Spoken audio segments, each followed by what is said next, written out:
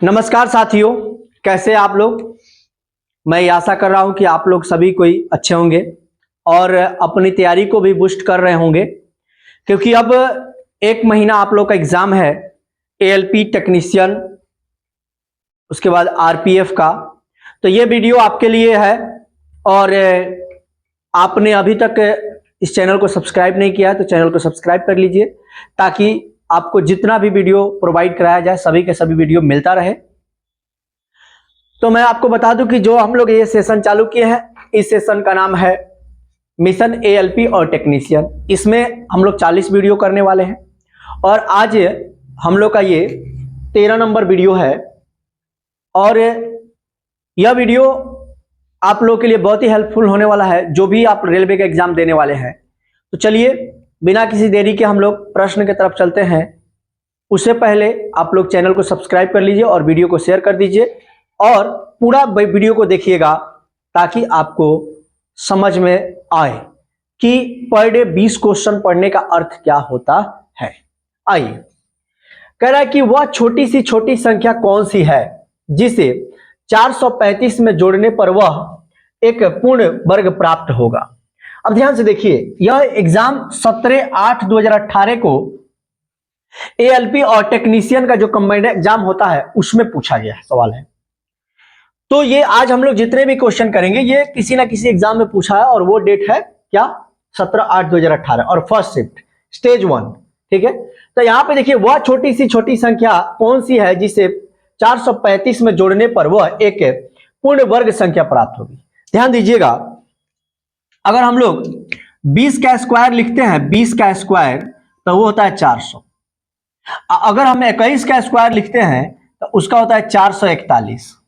तो यहां पे 35 है तो 6 जोड़ देंगे तो 441 नहीं हो जाएगा? हाँ, हो जाएगा। इसलिए हम कहेंगे कि इस प्रश्न का आंसर हमारा 6 हो जाएगा, ऑप्शन नंबर बी। ठीक है, फिर आगे देखिएगा, कह रहा है कि 4 संख्याएं ए बी सी और डी इस प्रकार है कि उनका औसत 16 है। यानी कि 4 ऐसे नंबर हैं जिनका औसत जो है 16 है, तो 16 चौका 64। फिर ए और बी का औसत 9.5 है, यानी कि 2 गो का औसत 9.5 है, तो 9 दूनी 18 1 19, यानी कि 2 गो का औसत 19 है। तो इस 64 में से 19 को क्या कर लीजिए, आप घटा लीजिए। तो यहां पे क्या हो जाएगा, ये 5 बच जाएगा और ये बच गया 4, यानी 45। अब ये 45 जो है ये सी और डी का वैल्यू है, तो सी और डी का औसत पूछ रहा है, तो 45 में 2 से आप डिवाइड कर दीजिए। जैसे ही आप 45 में 2 से डिवाइड करेंगे तो 22.5 आएगा और इस प्रश्न का आंसर हो जाएगा 22.5 बी। थोड़ा सा टेक्निकल इश्यू आया था दोस्त, लाइट का थोड़ा सा प्रॉब्लम है, तो इसका आंसर हो जाएगा 22.5। फिर अगला क्वेश्चन देखते हैं कि यदि एक्स स्क्वायर प्लस के एक्स प्लस के बराबर 0 का कोई हल नहीं है, तो कोई हल नहीं होने का जो शर्त होता है उसमें क्या होता है कि डी जो होता है वो छोटा होता है किससे, 0 से। समझ रहे ना। तो अब हम निकालने का जब प्रयास करेंगे तो लिखेंगे बी स्क्वायर माइनस 4ac और इससे बड़ा हो जाएगा हमारा 0। ठीक है, अब ध्यान दीजिए क्या अब करेंगे हम लोग। तो सबसे पहले यहां पे लिखेंगे बी स्क्वायर यानी कि के स्क्वायर माइनस 4 और ए का मान क्या है, ए का मान 1 और सी का मान क्या हो जाएगा, वो हो जाएगा के और यहां पे हो जाएगा 0। अब देखिए के स्क्वायर हो गया तो यहां पे -4k हो जाएगा और बराबर में यहां पे बड़ा का चिन्ह देंगे और 0 हो जाएगा। जब इस के को इधर लेके जाएंगे यानी कि हमारा क्या बनेगा, ध्यान दीजिएगा, यहां पे लिखता हूं के स्क्वायर बराबर में 4k, बराबर में नहीं लिखेंगे, बड़ा में लिखेंगे। यहां पे ये इधर चला जाएगा। अब यहां पे ये k से k कट जाएगा, बच गया k बराबर k बड़ा 4। अब ध्यान दीजिए, आपको यहां भी दिख रहा होगा और ऑप्शन यहां दिख रहा होगा, तो याद रखेंगे कि 0 से बड़ा k और k से बड़ा 4, ये ऑप्शन हमारा होगा बी नंबर। ठीक है, इस तीनों प्रश्न का ऑप्शन क्या हुआ हमारे पास, बी। तो याद रखेंगे ये तीनों प्रश्न इजी थे। अगला प्रश्न देखते हैं दोस्त। अगला प्रश्न बहुत ही इजी प्रश्न है। जैसे कह रहा है 6561 का वर्गमूल क्या होगा, फिर कह रहा है कि 576 का वर्गमूल क्या होगा, और फिर कह रहा है कि ये एक वस्तु का अंकित मूल्य इतना है तो बेचा गया इतना में, तो छूट का प्रतिशत बताइए। तो सबसे पहले ऊपर वाला देखते हैं। सबसे पहले इसमें दो दो का पेयर बनाइए और इकाई अंक पर 1 है तो या तो 9 का हो सकता है, नहीं तो 1 का हो सकता है। यानी कि 9 का स्क्वायर क्या होता है 81, यानी इकाई अंक पर 1, और 1 का स्क्वायर करेंगे 1, इकाई अंक पर 1। अब यहाँ पे है 65, तो 65 किसके नजदीक है, 8 के स्क्वायर के कि 9 के स्क्वायर के, तो 8 के स्क्वायर के, तो छोटा वाला आंसर होगा, छोटा वाला, यानी कि इसका आंसर हो जाएगा 81। ठीक है, जब इसके नजदीक होता तो बड़ा वाला, यानी 8 किस पर देते, बड़े वाला पर, लेकिन इसके नजदीक नहीं है, 64 के नजदीक है 65, तो ये ध्यान में रखेंगे। ये 576 का तो आपको याद होना चाहिए, 24 का स्क्वायर होता है 576, कम से कम 50 तक याद रख लीजिए, नो टेंशन। या 50 तक याद नहीं है तो कम से कम 30 तक तो जरूर याद कर लीजिए। मेरे चैनल पर वीडियो पड़ा हुआ है, आप जाके देख सकते हैं, कोई दिक्कत नहीं है। शॉर्ट में बनाए हैं, कैसे वर्गमूल निकालेंगे आसानी से, हाँ जाके देखिए। अब कह रहे हैं एक वस्तु का अंकित मूल्य 170 रुपया है, यानी कि जो मार्केट प्राइस है वो 170 है, और विक्रय मूल्य जो है यानी कि जो एसपी है 130 है। फिर कह रहा है कि छूट की दर बताइए, तो बताइए इसमें छूट कितना दिया गया है, 40 रुपया का, कितने पर दिया गया है वो 170 पर। ठीक है, अब क्या करेंगे, गुणा में 100 करेंगे क्योंकि प्रतिशत बताना है। अब मैं कहूं कि 1 0 से 1 0 कट गया तो ये हो गया 400 और बटा में 17, 400 और बटा में 17। जब डिवाइड करेंगे इसको तो 17 दूनी 34, 17 दूनी 34, 6, 17 तिया 51 और 17 पचे 85, 17 तिया 51, यानी कि आप देखेंगे 7 होगा, 3 तो है नहीं, 7 या सॉरी 53, ये परसेंटेज का चिन्ह है 53, यानी कि 23.53। इस प्रश्न का आंसर हो जाएगा सी, 23.53। एक बार इस पेन से टिक कर देता हूं, 23.53। आइए दोस्त अगला प्रश्न बहुत ही मजेदार है। कह रहे कि x एक व्यक्ति है जो 94 प्रश्नों का उत्तर देता है और उसे 141 अंक मिलते हैं। यदि प्रत्येक सही प्रश्न के लिए उसे 4 अंक दिए जाते हैं और प्रत्येक गलत उत्तर के लिए 1 अंक काट लिए जाते हैं। सबसे मजेदार बात यह है कि अगर उसने 94 प्रश्नों का उत्तर दिया है तो मान लीजिए कि सही का उसने x दिया है, सही उत्तर x दिया है, या इसको p मान लीजिए। ठीक है, अब जो गलत उत्तर दिया होगा वो 94 माइनस p दिया होगा, हाँ या ना, हाँ। सही के लिए, प्रत्येक सही के लिए उसे 4 अंक दिए जाते हैं और प्रत्येक गलत के लिए उसे 1 अंक काट लिए जाते हैं। जो काटने वाला अंक होगा वो घटेगा और बराबर में आ रहा है 141। मजेदार बात है ना। अब देखिए 4p माइनस, यहां पे 94 और माइनस माइनस प्लस, यहां पे p हो जाएगा, अब बराबर में 141, और यहां पे जब ये दोनों को जोड़ेंगे तब 5p और बराबर में यहां पे जो हो जाएगा ये 4 1 5 और 9 14, 9 4 13 का 3 और 4 1 5 5, 9 4 13 का 3, हाथ में लगा 1 और 2, यानी 235 हुआ। जब 235 में इसमें भाग करेंगे तो क्या बनेगा, 4 पंचे 20 और 5 25, यानी कि उसका जो राइट उत्तर है, ठीक है, वो कितना हो गया 45। मतलब जो राइट प्रश्नों का संख्या है उसका हो गया 45। अब कह रहा है कि गलत प्रश्नों का बताइए, गलत, तो शायद राइट का ही पूछा है, सही का, ठीक है, गलत का भी बता देता हूं। अब 45 है तो 94 में से क्या करना है, 45 घटा देना है। ठीक है, तो घटाएंगे तो 14 में से 5 गया तो 9 और यहां पे बच गया 8 तो 4, यानी कि 49। लेकिन याद रखना है कि गलत का नहीं, सही का उत्तर बताना है, सही का। ठीक है, तो याद रखेंगे, इसका 45 हो जाएगा। फिर अगला प्रश्न कह रहा है कि 60 का 15% डैश के 45% के बराबर है। तो मैं कहूं मेरे दोस्त कि x का 45% बराबर में है 60 के 15% का, हाँ या ना, हाँ। 100 से 100 चला जाएगा, 15 या 45 चला जाएगा, 20 या 60 चला जाएगा, यानी कि यहाँ पे हमारा x का आंसर जो निकला वो 20 निकला। तो इस प्रश्न का हमारा उत्तर हो जाएगा 20। आप देख पा रहे होंगे। देखिएगा दोस्त, यहाँ पे थोड़ा सा ये कटाने में गलती हुआ है।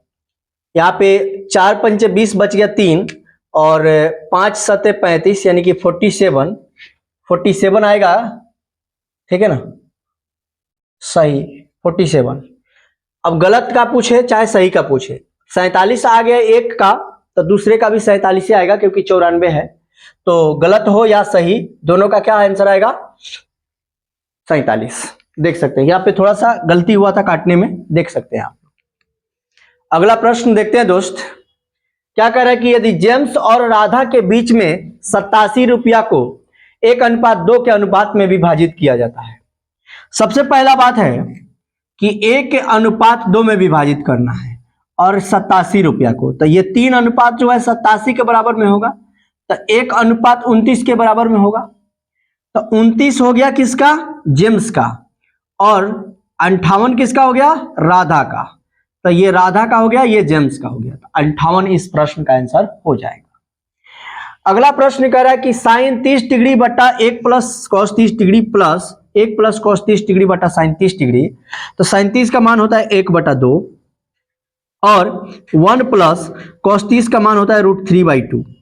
ठीक है, इसके नीचे एक छुपा हुआ है, प्लस 1 प्लस √3/2 बटा में 1 और फिर 1/2।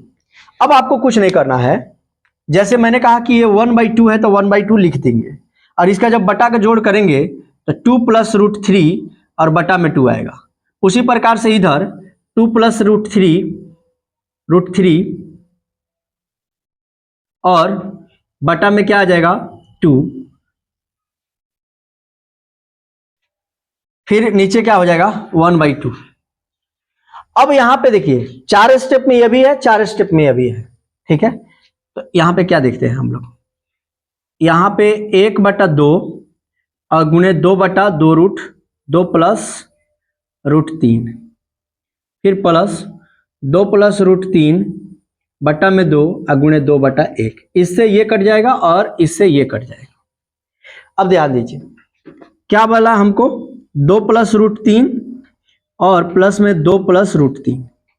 अब याद रखिए जब हम इसका परिमेयकरण करेंगे, हर परिमेयकरण, ठीक है, तो क्या बनेगा, यह बनेगा 2 1/2 प्लस √3, और जब परिमेयकरण करेंगे तो 2 माइनस √3 और 2 माइनस √3, और ये जो प्लस में लास्ट में है ये 2 प्लस √3 रह जाएगा।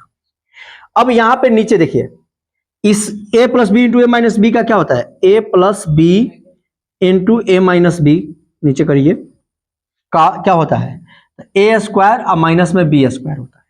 तो वही लिखा हुआ है, तो a square minus B square जब करेंगे, देख लीजिए ये फॉर्मूला, तो जैसे ही करेंगे तो इसका बनेगा 4 और 4 में से 3 जाएगा तो 1, तो ऊपर वाला सिर्फ ले लीजिए, यानी कि 2√3 माइनस में 2 माइनस √3 और फिर यहाँ पे प्लस में 2 प्लस में √3। अब ये √3 से ये √3 चला जाएगा, 2 और 2 क्या बनेगा 4। इस प्रश्न का यहाँ पे आंसर हो जाएगा 4। तो आप लोग देख सकते हैं ऑप्शन नंबर डी इस प्रश्न का आंसर हो जाएगा। आइए दोस्त अगला प्रश्न देखते हैं, करे कि वह पार्टी जिसने सर्वाधिक सीटें जीती। तो देखिएगा, करे कि किस पार्टी ने सर्वाधिक सीटें जीती, वह पार्टी जिसने सर्वाधिक सीटें जीती वह कौन है। सबसे पहले देखेंगे कि इसको जोड़ जोड़ करके, ऐड करके, तो ध्यान दीजिए इसमें 83 है, 71 है, 4 है, 21 है, लेकिन यह एक ऐसा दिख रहा है आपको कि 76 और 86, 26, यानी 3 ऐसे बड़े बड़े नंबर हैं। इसका मतलब है कि हमारा यही होगा, तो बी को ऐड करके आप देखेंगे तो हो जाएगा।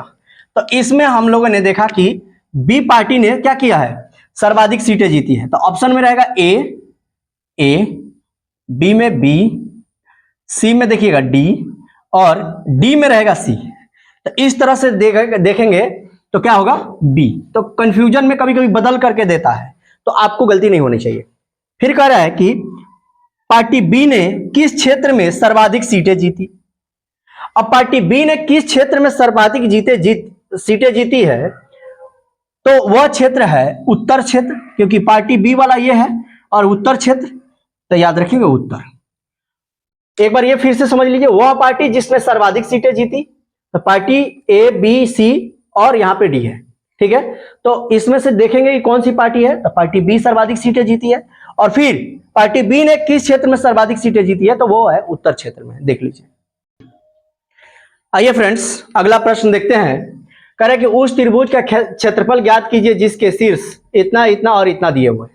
सबसे पहले कितना दिए हुए उसको लिखिए, जैसे 2,4, उसके बाद -3, -1, और उसके बाद 5,3, इतना दिए हुए हैं। इन तीनों में से किसी एक को 0 बना लीजिए। तो अगर इसको हमें 0 बनाना है तो -2 और -4 लिखना पड़ेगा, ठीक है। अब ये -2 और -4 को सब में से घटाइए। देखें, अब जैसे ध्यान दीजिएगा, जैसे यह 0 बन गया, ठीक है। अब यह क्या बनेगा, तो ये बनेगा -5 और ये बनेगा फिर -5। फिर यहां पे क्या बनेगा, यह बनेगा 3 और यह क्या बनेगा -1। अब देखिए, कुछ नहीं करना है, बाहर वाला का बाहर से गुणा करना है, यानी कि -5, तो माइनस गुणे माइनस क्या हो जाएगा प्लस, फिर 5 तिया 15 -15। अब इसको जोड़ करके 2 से भाग करना है, ठीक है। तो यहां पे क्या हो जाएगा, इसको जब जोड़ेंगे तो ये क्या हो जाएगा 20, ठीक है। 20 और बटा में 2, तो इसको काटेंगे तो 10 बनेगा, ठीक है। तो इस प्रकार से हमारा जो है वो हमारा आंसर हो जाएगा। पहले वाले पहले से भी गुना करा लीजिएगा और दूसरे वाले के दूसरे से गुना करा लीजिएगा, तब भी आ जाएगा, यानी कि 10 वर्ग मात्रक इसका आंसर हो जाएगा, ठीक है। अगर निगेटिव भी आंसर आता है माइनस में, तो क्षेत्रफल कभी माइनस में नहीं होता है, तो पॉजिटिव ही दिया जाएगा, ठीक है। अगला कह रहा है कि निम्न को हल करें, निम्न को हल करें। जैसे लिखा हुआ है यहां पे देखिए, 4 में 2 से जब भाग करेंगे तो 2 मर्त में कटेगा, 2 में 2 से गुणा करेंगे 4, 15 में से 4 जाएगा तो 11, 14 में से 11 घटेगा तो बचेगा 3, और फिर 18 में से 3 जाएगा तो बचेगा कितना 15। अब बताइए 36 में से जब हम 15 घटाएंगे तो कितना बचेगा, तो इसका आंसर हो जाएगा 21। इस प्रश्न का आंसर हो जाएगा 21। आगे प्रश्न देखते हैं दोस्त। कितने समय में 4400 रुपया 8% वार्षिक ब्याज की दर पर 4576 हो जाएगी। सबसे पहला बात है कि हमारे पास जो मूलधन है वो 4400 रुपया है, प्रिंसिपल जो है वो 4400 रुपया है, और अमाउंट जो है वो 4576 रुपया है। जब इन दोनों को हम घटाएंगे तो जो ब्याज निकल जाएगा वो 176 रुपया आ जाएगा, ठीक है। फिर कह रहा है कि चक्रवृद्धि है तो CI लिखेंगे, और रेट है हमारा 8%, लेकिन अर्धवार्षिक है तो इसमें 2 से भाग करेंगे तो ये निकलेगा 4%, और जो हमारा टाइम भी निकलेगा ना तो उसमें 2 से भाग कर देंगे। आइए देखते हैं। अब क्या है कि 4% के रेट से अगर मैं 4400 का 4% निकालने जाऊं तो 176 बनता है। इसका मतलब है कि एक वर्ष में हमारा 176 रुपया हो जाएगा। लेकिन याद रखिए, मैंने बोला था कि जब एक वर्ष आएगा तो उसमें 2 से भाग करेंगे, ठीक है। यानी कि 6 माही है, तो जब इसमें 2 से गुणा करेंगे तो ये 12 महीना होगा। 12 महीना का मतलब होता है 1 वर्ष। कितना वर्ष? 1 वर्ष। तो इस प्रश्न का जो हमारा आंसर होगा वो अर्धवार्षिक संयोजित है, तो 1 वर्ष कब आएगा? तो वो आएगा 6 माह पर। याद रखेंगे, ये 6 माह का ब्याज है, ठीक है। फिर कह रहा है कि यदि ए बी सी और डी एक चक्रीय चतुर्भुज है तो, ठीक है, क्या है? एक चक्रीय चतुर्भुज है तो cos square A plus cos square B plus cos square C plus cos square D का मान बताइए। तो जब भी चक्रीय चतुर्भुज होता है तो उसमें जो तिरछा कोण होता है उसका 180 डिग्री योग होता है, ठीक है ना। यह डी है। अगर मैं कहूं कि अगर मुझे ए का आंसर निकालना है तो ए बराबर हम लिख सकते हैं 180 माइनस सी, हाँ लिख सकते हैं। अगर मुझे बी का आंसर निकालना है तो मैं लिख सकता हूं 180 माइनस डी, हाँ लिख सकता हूं। आइए देखते हैं। अब देखिए cos square A plus B के लिए क्या लिखेंगे? cos square 180 minus D plus, फिर सी के लिए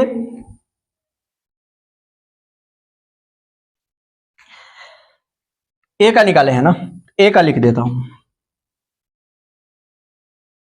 ए का लिए है तो कॉस स्क्वायर 180 माइनस सी, फिर उसके बाद यहां पे कॉस स्क्वायर सी प्लस में कॉस स्क्वायर डी है तो कॉस स्क्वायर डी का डी लिख देंगे। आप ध्यान दीजिए, याद रखेंगे आप लोग कि जो कॉस स्क्वायर 180 माइनस ए हो, बी हो, सी हो, डी हो तो वो माइनस होता है, क्या होता है, तो माइनस ये हो जाएगा कॉस स्क्वायर सी, फिर यहां पे प्लस है, यहां पे ये भी माइनस बनेगा, यानी cos second coordinate sorry third coordinate में चाहे सेकेंड कोऑर्डिनेट में वो माइनस होता है, निगेटिव होता है, तो कॉस स्क्वायर डी, और यहां पे हो गया कॉस स्क्वायर सी और कॉस स्क्वायर डी। अब ये और ये और ये कट गया, तो इस प्रश्न का हमारा आंसर बना 0, ऑप्शन नंबर सी, देख सकते हैं। आइए फ्रेंड्स देखते हैं, कह रहा है कि एक पाइप एक टंकी को 2 घंटे में भर सकता है, एक जगह से रिसाव होने के कारण इसको भरने में इतना समय लग जाता है, तो टंकी का रिसाव कितने समय में पानी को खाली कर देगा। कुछ नहीं करना है आपको दोस्त, यहाँ पे 2 है तो 1/2 लिखेंगे माइनस 3 दूनी 6 और 6 2 8, इसको लिखेंगे 3/8। जब इसका एलसीएम करेंगे हम लोग तो क्या बनेगा 8, तो 2 चौके 8 यानी 4 और माइनस 3, तो 1/8 यानी कि इस प्रश्न का आंसर हो जाएगा 8। ठीक है, फिर अगला प्रश्न कर रहा है कि 3/2 प्राप्त करने के लिए इतना में कितना जोड़ा जाए, इतना में यानी 2/3 में कितना जोड़ा है, x जोड़ा जाए, तो क्या मिल जाएगा हमको 3/2। अब इसको उधर लेके जाएंगे तो x बराबर क्या होगा 3/2 माइनस 2/3, तो इसका एलसीएम करेंगे 9 4 और बटा में 3 सॉरी 6। अब जब इसको घटाएंगे तो 5/6, इस प्रश्न का आंसर हो जाएगा 5/6। आइए दोस्त एक मजेदार सा सवाल देखते हैं टाइम एंड वर्क का, सॉरी पाइप एंड सिस्टम का, यानी कि क्या कह रहा है कि ए और बी किसी खाली टंकी को क्रमशः 18 घंटे और 27 घंटे में भर देते हैं। सबसे पहले 3 आदमी हैं, एक है ए, एक है बी और एक है सी। ए किसी खाली टंकी को 18 घंटे में, बी 27 घंटे में ये भरते हैं, और एक अन्य पाइप सी है जो 45 घंटे में खाली करता है, यानी कि ये निगेटिव कार्य कर जाता है। इसका और एलसीएम हम लेते हैं तो 270 बनेगा। ठीक है, तो 18 का पहाड़ा कभी पढ़ेंगे जी 270 आएगा। ठीक है, तो 15 बार, फिर 27 का 10 बार, 45 का 6 बार।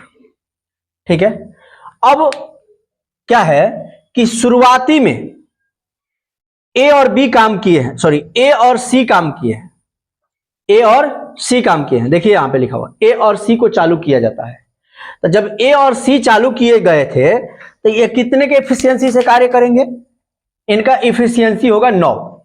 कैसे 9, तो 15 में से 6 चला जाएगा तो 9 के एफिशिएंसी से मान लीजिए कि ये लोग x घंटा काम किए प्लस। अब क्या हुआ कि कुछ समय के बाद, यानी कुछ देर चला, यानी x देर चला और ए को बंद कर दिया गया।